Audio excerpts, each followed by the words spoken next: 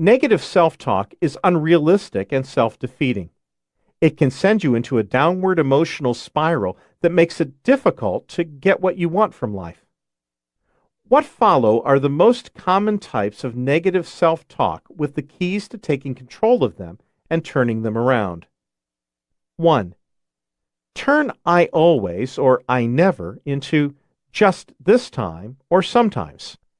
Your actions are unique to the situation in front of you, no matter how often you think you mess up. Make certain your thoughts follow suit. When you start treating each situation as its own animal and stop beating yourself up over every mistake, you'll stop making your problems bigger than they really are. 2. Replace judgmental statements like, I'm an idiot, with factual ones like, I made a mistake. Thoughts that attach a permanent label to you leave no room for improvement. Factual statements are objective, situational, and help you to focus on what you can change. 3. Accept responsibility for your actions and no one else's. The blame game and negative self-talk go hand in hand. If you're someone who often thinks either it's all my fault or it's all their fault, you are wrong most of the time. It is commendable to accept responsibility for your actions, but not when you carry someone else's burden. Likewise, if you're always blaming others, it's time to take responsibility for your part. Self-management strategy number 10. Visualize yourself succeeding. This is another strategy that at first glance may appear too simple to be effective, but it packs a powerful punch. Learning to self-manage well requires a lot of practice, yet many of the situations that pose the greatest difficulty for you don't come up all that often. So you'll have a hard time forming the neural pathways needed to make your new skills habitual, unless you learn to visualize. Your brain has a difficult time distinguishing between what you see with your eyes and what you visualize in your mind. In fact, MRI scans of people's brains taken while they're watching the sunset are virtually indistinguishable from scans taken when the same people visualize the sunset in their mind. The same brain regions are active in both scenarios. Visualizing yourself managing your emotions and behavior effectively is a great way to practice your new skills and make them into habits. For this to work, you might want to do your visualization in a room that's free from distractions, as you'll need to immerse yourself fully in the scenes playing out in your head. A great time to visualize is before you go to bed at night.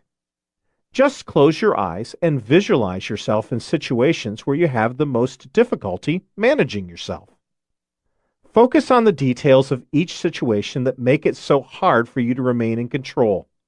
Concentrate on the sights and sounds you would experience if you were actually there until you literally feel the same emotions.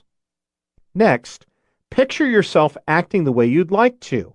That is, calming your nerves and proceeding confidently during a big presentation, dealing with someone who pushes your buttons without losing your cool, etc. Imagine yourself doing and saying the right things and allow yourself to feel the satisfaction and positive emotions that come from this. Not a bad way to end the day, don't you think? Use this strategy nightly and incorporate new, challenging situations as they surface. Self-management strategy number 11. Clean up your sleep hygiene.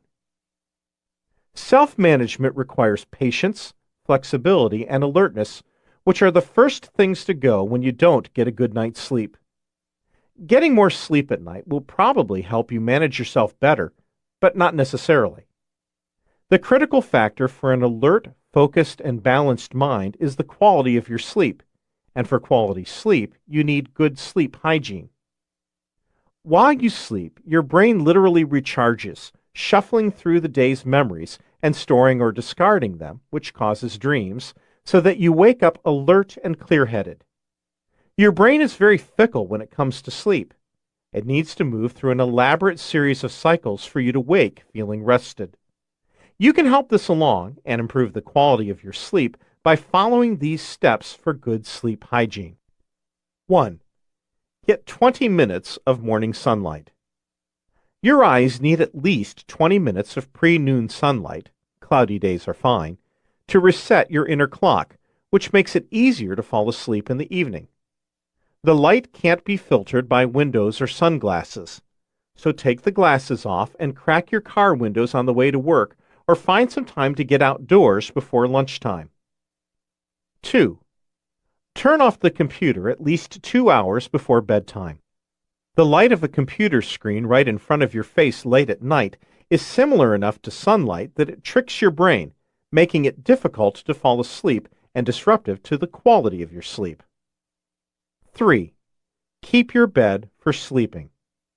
The best way to check out the moment you hit the mattress is to avoid working or watching television in bed.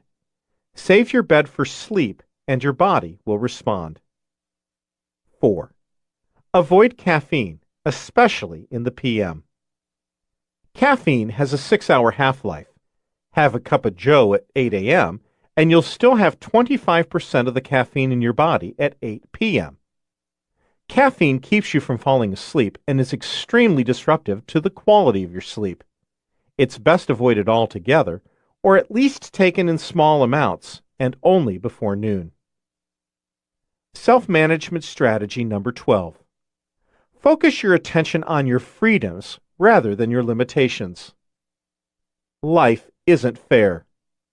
There's nothing you can do about it. It isn't up to you. Moms and dads tend to beat these mantras into their children's heads as if there were some secret mommy and daddy handbook that instructed them to do so. What your folks forgot to explain is that you always have a choice in how you respond to what's before you. Even when you can't do or say anything to change a difficult situation, you always have a say in your perspective of what's happening, which ultimately influences your feelings about it. Many times you can't change a situation or even the parties involved, but that doesn't mean it's time for you to give up. When you find yourself thinking that you have no control, take a closer look at how you are reacting to the situation itself. Focusing on restrictions is not only demoralizing, it helps negative feelings surface that confirm your sense of helplessness. You must take accountability for what you have control over and focus your energy on remaining flexible and open-minded in spite of the situation. Self-management strategy number 13. Stay synchronized. FBI agents spend much of their time trying to figure out whether suspects are lying. They study body language, voice inflections, and eye contact.